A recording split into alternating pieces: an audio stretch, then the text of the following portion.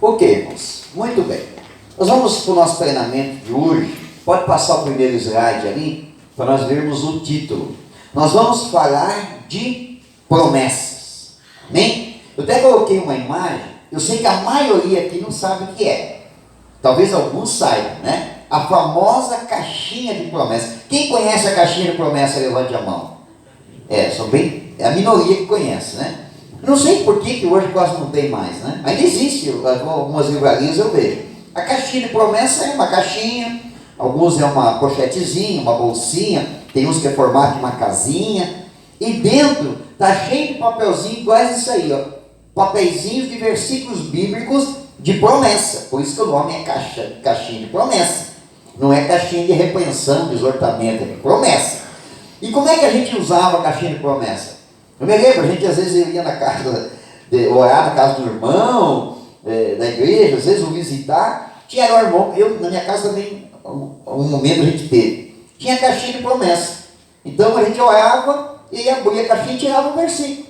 E muitas vezes Deus falava conosco, né, na caixinha de promessa. Mas lá na frente do nosso treinamento, porque esse título aqui, Promessas, é uma série de mensagens, não é só hoje. Nós vamos discorrer esse tema aqui durante várias quartas-feiras, falando desse tema, porque ele é bastante extenso. Eu quero me aprofundar bastante nesse tema. Então, mais lá na frente, eu até vou contar alguns testemunhos de experiências que eu tive, Deus falando comigo, através da caixinha de promessa também. Amém? Então, a gente ia, às vezes, até em casa mesmo, ia levantar para orar de madrugada, aí orava, ia lá e abria e tirava um versículo, né? Aquilo era Deus falando conosco. Então, é bom, é lógico que Deus não vai sempre falar através da caixinha de promessa, mas caixinha de promessa às vezes é importante. Então, veja bem, qual que é o nosso propósito de trazer um treinamento aqui falando de promessa? Na verdade, eu quero desmistificar essa questão da promessa. Por quê? Porque quando nós falamos em promessa, automaticamente, por aquilo que a gente já presenciou, por aquilo que a gente já aprendeu, a primeira imagem o primeiro pensamento que nós temos quando falamos de promessa é profecia. E aí eu observo, pela reação das pessoas dentro da igreja, que muitas pessoas, quando nós falamos a respeito de profecia e a respeito de promessa, a pessoa ela sente como se ela não fizesse parte daquele grupo. Não, agora o pastor está falando de um assunto que eu não estou inserido nesse grupo, porque eu não recebi nenhuma promessa ainda. Por que isso acontece, irmãos? Porque se criou meio que uma coisa meio mística com relação a promessas na nossa vida, seja dentro da igreja ou fora dela. Porque parece que a promessa de Deus manifestada para um filho dele, ela precisa ser algo espetacular, quando na verdade não.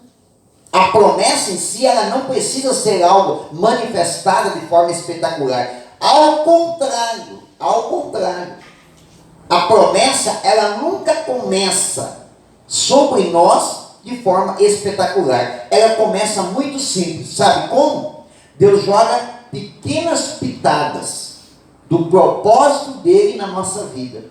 E nós é que vamos aos poucos cavando, desenterrando, buscando, indo em busca, descobrindo qual é o tamanho da promessa. É que nem estar cavando e encontrar o vestígio de um diamante.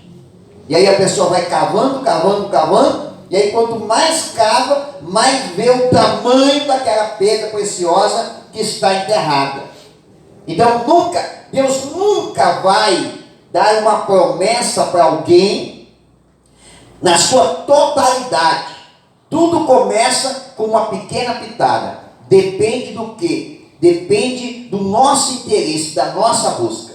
Então, por conta disso, irmãos, por conta de ter essa coisa meio mística, né? Do tipo assim, tem muita gente que ainda acredita que para receber uma promessa, ela precisa que alguém se levante na igreja e diz assim: eis que falo contigo nesta noite. É uma coisa mística. Não pode acontecer dessa forma. É claro que pode acontecer. É lógico que pode acontecer. Deus pode usar qualquer pessoa em qualquer momento para nos entregar uma palavra.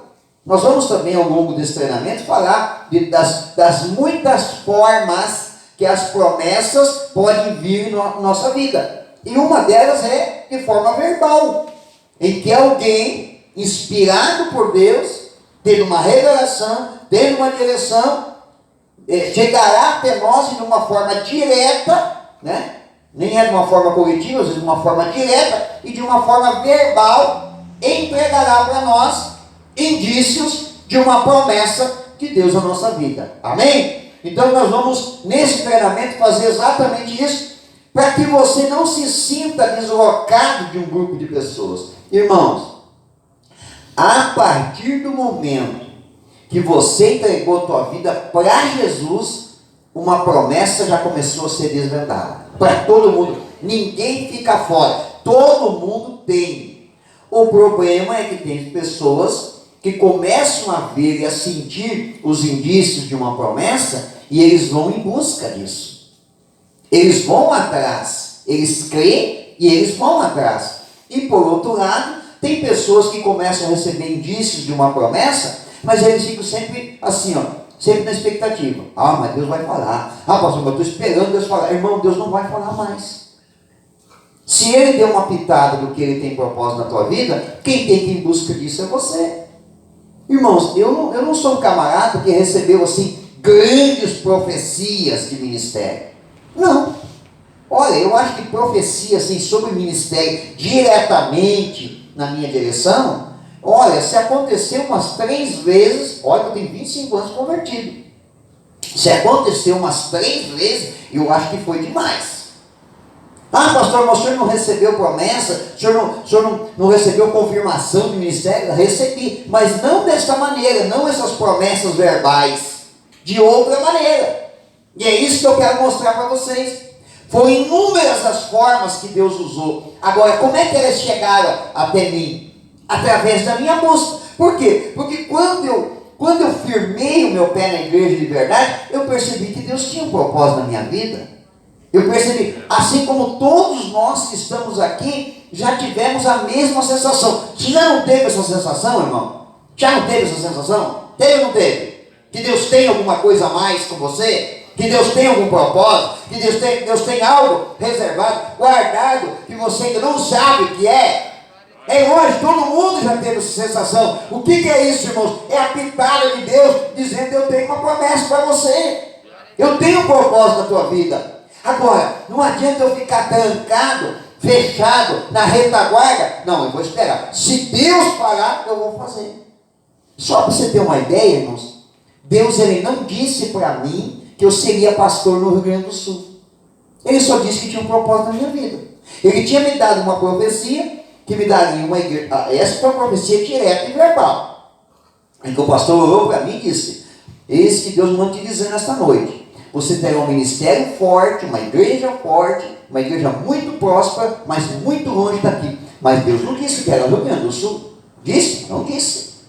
Mas o dia que Deus disse assim, sai de Santa Catarina e vai para o Rio Grande do Sul, Ele não disse, vai para o Rio Grande do Sul, que lá eu vou te dar uma igreja. Não, Ele disse, vai para o Rio Grande do Sul. Quando Ele disse, vai para o Rio Grande do Sul, o que eu entendi? Pastor, foi uma revelação? Não, foi uma interpretação minha. Bom, se Deus está me mandando para o Rio Grande do Sul, é bem provável que Ele vai me dar uma igreja, vai me usar como pastor no Rio Grande do Sul. Então, o que eu fiz, irmãos? Eu fui em busca disso. Eu não fiquei parado, não. Então, eu vou ficar orando. Porque se é de Deus, Deus vai abrir uma porta de uma igreja para mim lá. Não. Eu peguei, carreguei a mudança, peguei a família e vim embora para o Rio Grande do Sul. O que eu fiz aqui no começo, quando eu cheguei aqui em 1999? Eu fui trabalhar. Fui entregar jornal de madrugada. Pastor, foi fazer manicure. Mas servindo a Deus na igreja. E crendo na promessa. Irmãos, você acha que naqueles 8 meses que eu fiquei, peguei até neve nas costas, entregando jornal na cidade de Pedro Gonçalves, alguma vez, Deus me deu uma palavra profética, uma profecia ou uma promessa verbal? Nenhuma. Em nenhum momento Deus se manifestou na igreja usando alguém para chegar para mim e dizer assim: olha, irmão, Deus mandou te dizer que em breve você vai pastorear. Não. Eu fiquei 8 meses ali fazendo o quê? Crendo na promessa que eu tinha recebido, que ainda não estava desvendada. Ela era mais ou menos que nem um iceberg. Quando o Titanic afundou, os homens que estavam lá em cima observando, o que eles viram lá na frente? Eles viram um bloco de gelo flutuando. Agora, não imaginavam que embaixo dele, o tamanho daquele bloco de gelo. Quando Deus começa a revelar uma promessa na nossa vida, é que nem um iceberg. Só aparece a ponta. Agora, como é que a gente descobre o tamanho dela? É se a gente mergulhar na presença de Deus, para poder conhecer o tamanho da promessa na nossa vida. E foi isso que eu fiz, irmãos.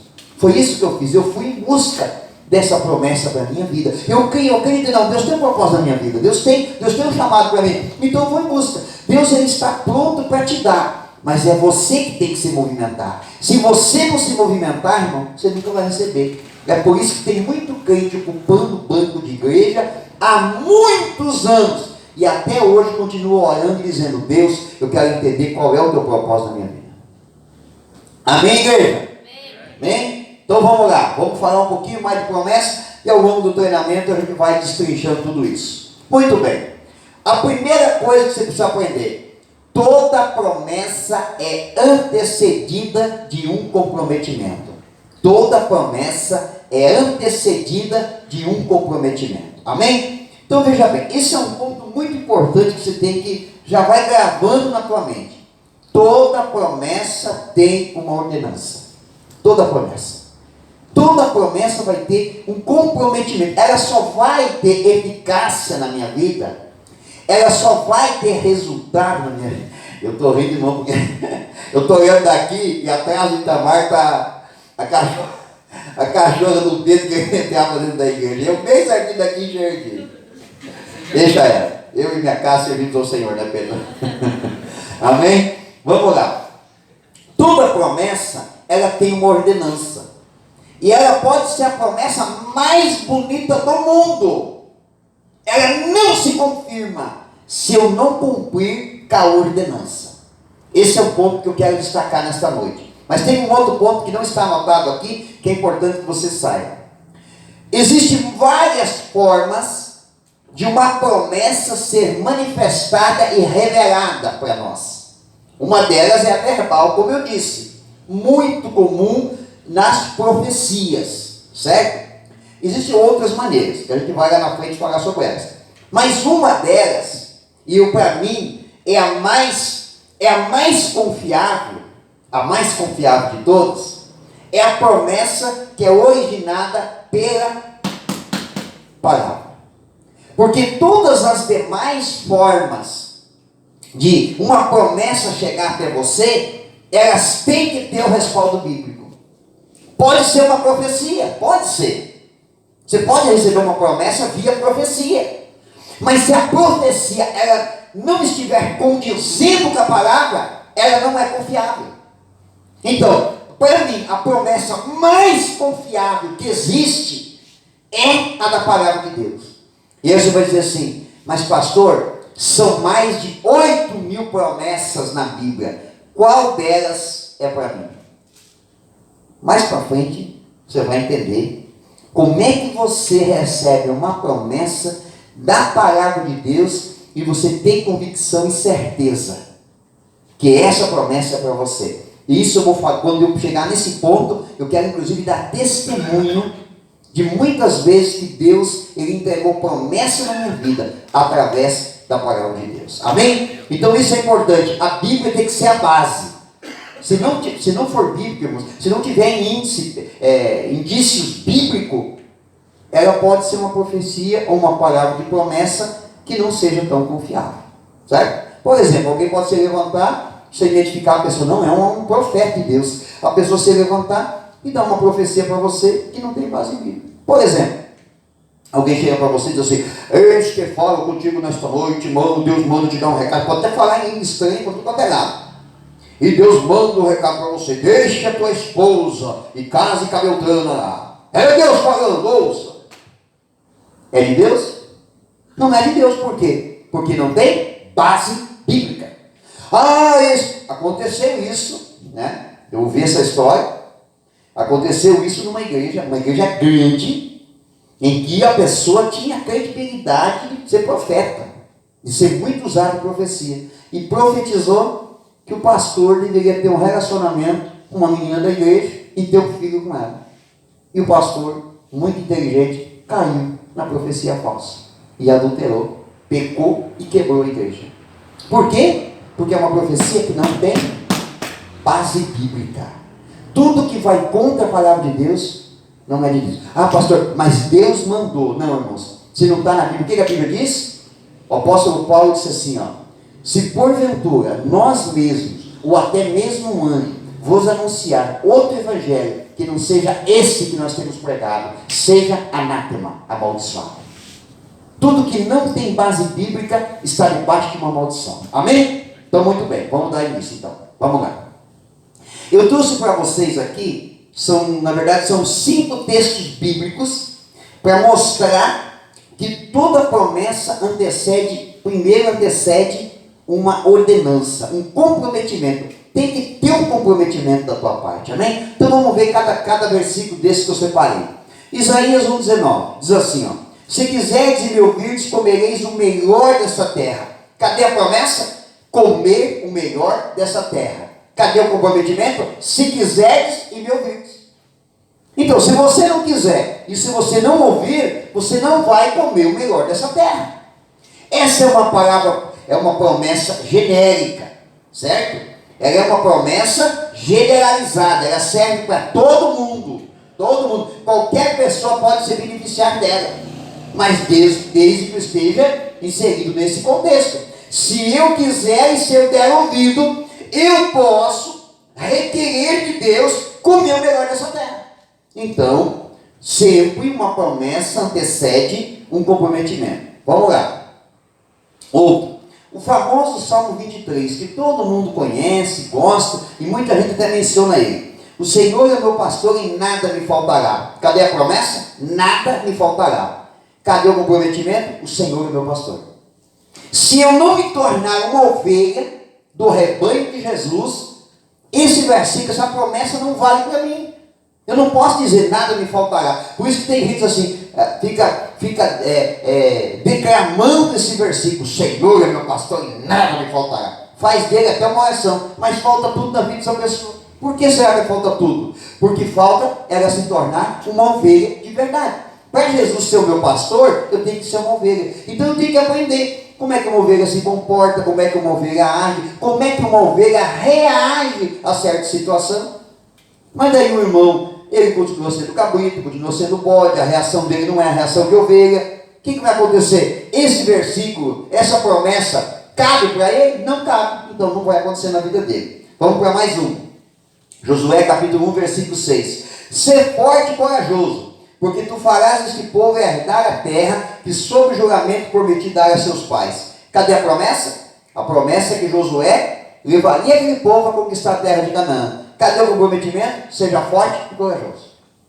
Então, se a pessoa não for forte e corajosa, aquela promessa não cabe para ela, nunca vai servir para ela. Amém? Vamos para mais um.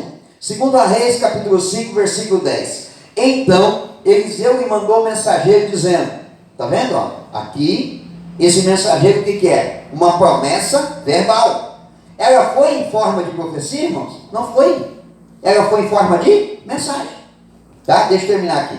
Dizendo, vai, lava-te 7 vezes no Rio Jordão, e a tua carne será restaurada, e ficarás limpo. Cadê a promessa? Tua carne será restaurada, e tu ficarás limpo. Cadê o comprometimento? Vá e se lave no Rio Jordão 7 vezes. Vocês lembram que eu mencionei aqui, no domingo, dei como exemplo, o dia que o pastor mandou um recado para mim, que eu estava lá envolvido com o trabalho, deixei o trabalho me dominar, e não estava dominando a situação. O que o pastor mandou para mim? Não mandou um recado? Fez que nem Eliseu, mandou o menino de recado.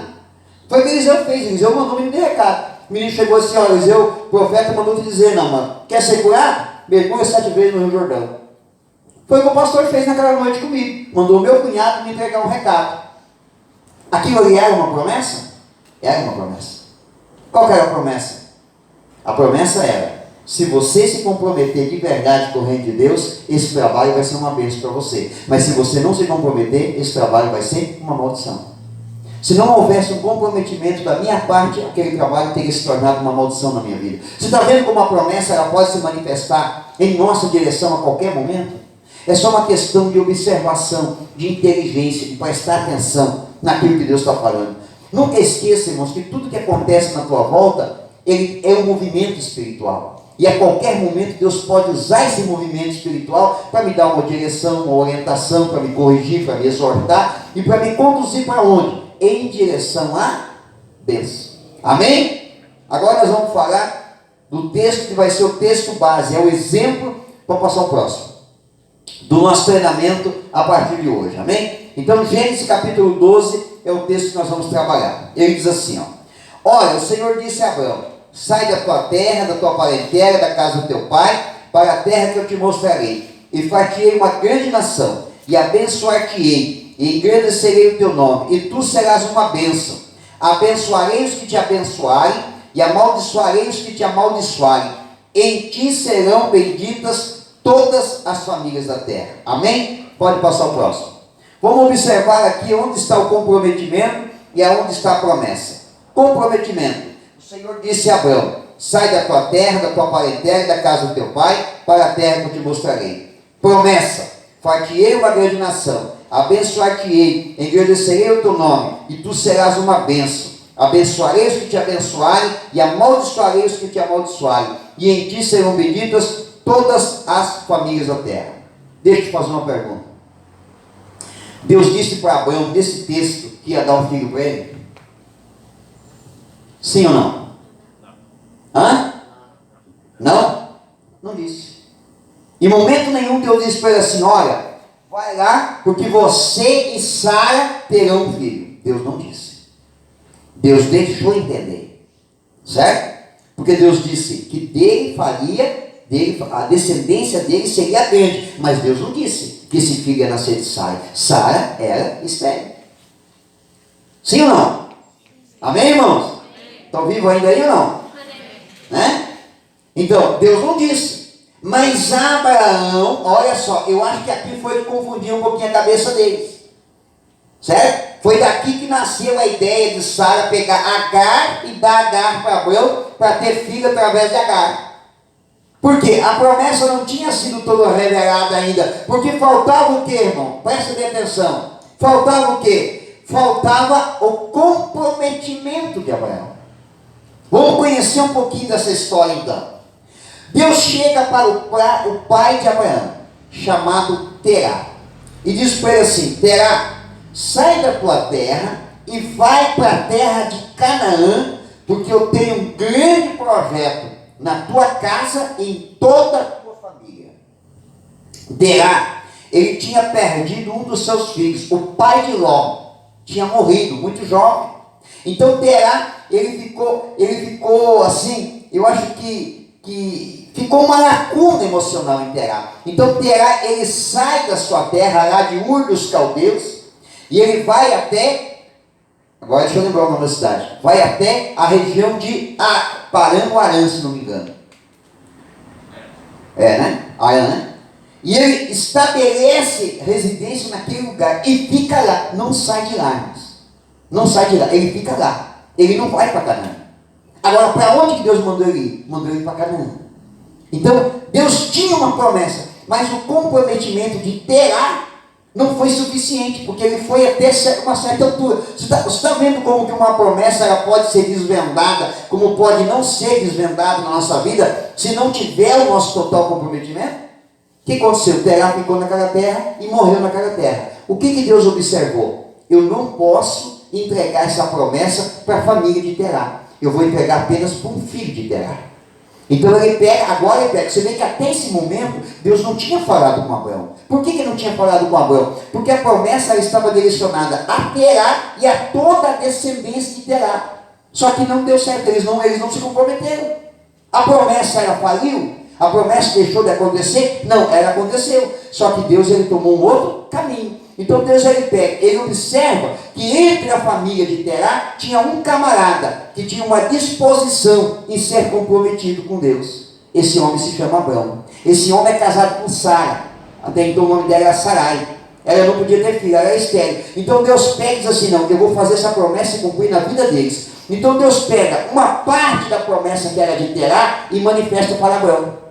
E diz, sai da tua terra, sai da tua terra, da tua parentela e da casa do teu pai. E vai para uma terra que eu te mostrarei. Não disse para onde que era. Que eu te mostrarei. Aí talvez Abraão tenha pensado assim, e se eu fizer isso? O que isso vai gerar na minha vida? Então Deus ele começa a desvendar a promessa. Ele diz assim, ó, eu te farei uma grande nação, eu te abençoarei, eu te engrandecerei, tu serás uma bênção, quem te abençoar será abençoado, quem te amaldiçoar será amaldiçoado. E em ti serão benditas todas as famílias da terra. É uma promessa bonita, não é? Mas não é uma promessa desvendada. Deus não disse, Sara vai ter um filho, você e Sara vão ter um filho. Porque dependia do quê? De um comprometimento. Agora, o que faz Abrão? Abrão, ele sai da sua terra, da casa do seu pai, mas não sai da parentela. Por que ele não sai? Porque ele leva consigo Ló. Estudarei um pouquinho, os irmãos aí dos livros de treinamento estão lendo exatamente esse trecho lá da Bíblia agora. Eles devem estar observando. Deus em momento nenhum disse para Abrão que Sara teria um filho enquanto Ló estava junto com ele. Só depois que Ló se separou, que Deus disse assim, ó, agora sim, você está comprometido com a minha promessa, agora eu vou começar a revelar tudo que eu tenho para a tua vida. Amém? Então a promessa depende do quê? Irmãos, talvez eu estou falando aqui nesta noite, eu estou sentindo isso pelo Espírito de Deus. Eu estou falando com alguém aqui nesta noite, que Deus tem uma grande promessa na tua vida, mas você não conseguiu ainda, mas nem um cadinho dela observar.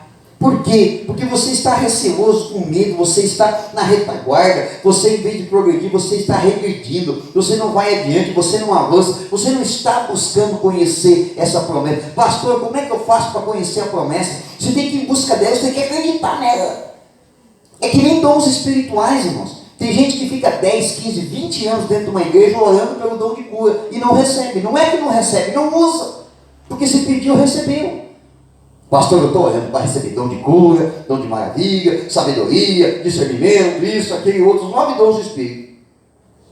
Mas eu não recebi nenhum, pastor. Por que não recebeu? Por que não recebeu? Porque não foi em busca, porque não colocou em prática, porque não está agindo com o dom. Você quer um dom de cura para a tua vida? Alguém aqui quer dom de cura? Eu vou te dar o caminho para você. Ninguém quer. Vocês querem ver o povo tudo morrer doente, né, irmãos? Se não quer, Deus não vai dar mesmo. Se não quer, não vai dar. Eu tenho buscado todos os dons espirituais da minha vida.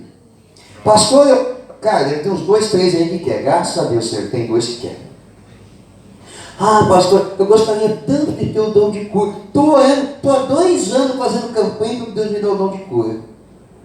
Você vai continuar, desse jeito você vai continuar orando, mais uns 30 anos. E não vai receber. Por quê? Porque se você orou, e se você fez menção a Deus, que você gostaria de ter o dom de cura, esse dom de cura para que é? Todos os dons espirituais, eles não são para o nosso proveito. Aliás, a pessoa que tem o dom de cura, dificilmente vai orar por si própria para ser curada. A maior luta que uma pessoa que tem o dom de cura enfrenta é na área da saúde. Porque todos os dons espirituais, eles não são para o nosso proveito. É para proveito da edificação dos outros. É para os outros. O dom, ele nunca é para nós, é para os outros. Se eu oro pedindo o dom de cura, o que eu tenho que fazer? Eu não tenho que esperar Deus pegar a minha mão e fazer algo sobrenatural. Eu tenho que começar a exercitar o dom de cura, através da minha fé. Primeiro, eu começo a orar em casa, intercedendo por alguém que está doente. Depois eu começo a interceder na igreja por alguém que está doente. E a partir do momento que Deus me der a oportunidade de estar diante de alguém que está enfermo e me der a possibilidade de orar, eu vou orar por essa pessoa que está enferma. É assim que eu vou começar a desenvolver o meu dom de cura. É assim, é orando pelas pessoas. Não pense que vai ser dessa forma. É que nem o dom de língua, né? A pessoa está na igreja. Se você está na igreja, se converteu, entregou a vida para Jesus, e você já sentiu algo diferente, você já recebeu o batismo do Espírito Santo. Não espere uma bola de fogo descer na tua vida e levar você rolando dentro da igreja para tudo quanto é lado. Que isso não vai acontecer. E se acontece, são fatos isolados e acontece com poucas pessoas. Experiências extraordinárias dessa maneira acontecem com poucas pessoas. Aquelas a quem Deus escolhe. A pastora foi batizada com o Espírito Santo de uma forma espetacular. Ela viu uma bola de fogo, desceu e tomou a vida dela, caiu, rolou. Eu não. Eu não aconteceu nada. Não aconteceu nada disso. Nem, irmãos, mas nem uma faísquinha assim. Nada. O que eu senti? Eu senti uma alegria imensa que invadiu meu coração. Um amor pelas coisas de Deus, um amor pelas almas, um amor pela obra, vontade de ler a Bíblia, vontade de orar, vontade de jejuar. Aquela coisa que não tinha explicação, não era humana, era uma coisa diferente que me motivou.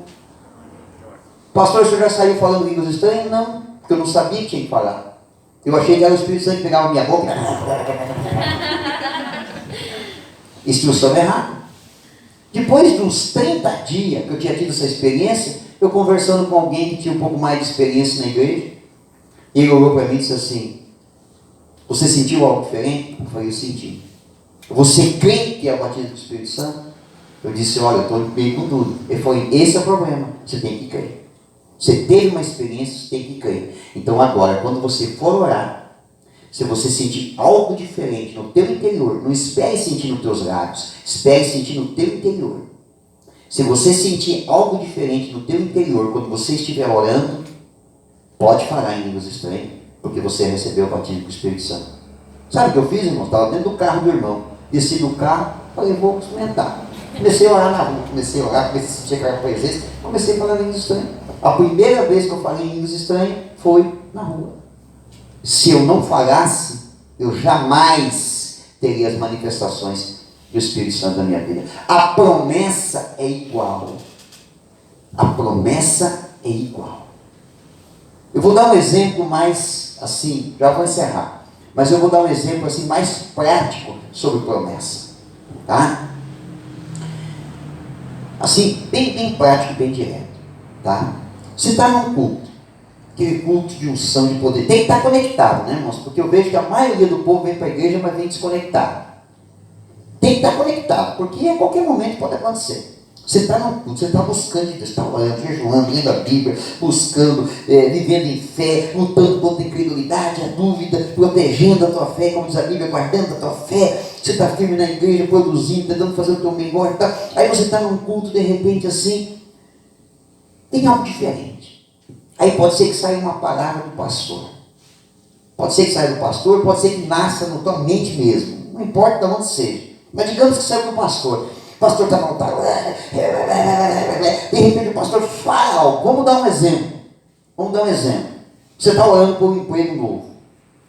Aí o pastor usa aqui na oração de irmão, porque Deus vai te honrar, Deus vai te abençoar, Deus vai abrir uma outra porta para você. E você sente aquele impacto. Acho que é para mim. Aí você sai da igreja e diz assim: agora eu vou orar para Deus mostrar aonde é. Não vai funcionar. A promessa já foi revelada. Certo? A promessa já foi revelada. Agora você vai continuar orando, buscando e tentando entender para que lado que é a promessa. Você tem que ir desvendando a promessa aos poucos. Então você vai começar a ficar atento. Daqui a pouco, você nem imaginava trabalhar lá numa área, numa empresa.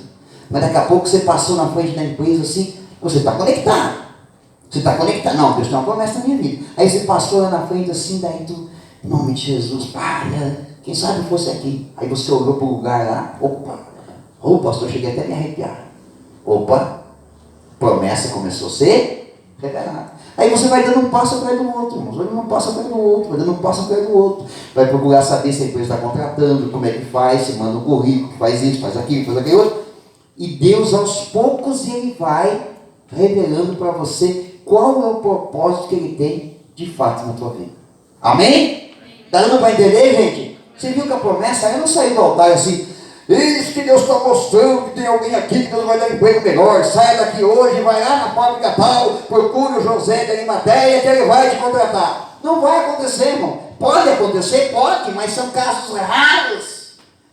A promessa tem que ser desvendada. Lembra que eu contei o testemunho sobre esta igreja de Santo Antônio da Patrulha? Como é que Deus mostrou para mim? Um sonho. O que eu estava fazendo? Jejuando uma chácara. Voltei da chácara, um sonho. O sonho mostrava uma igreja? Não.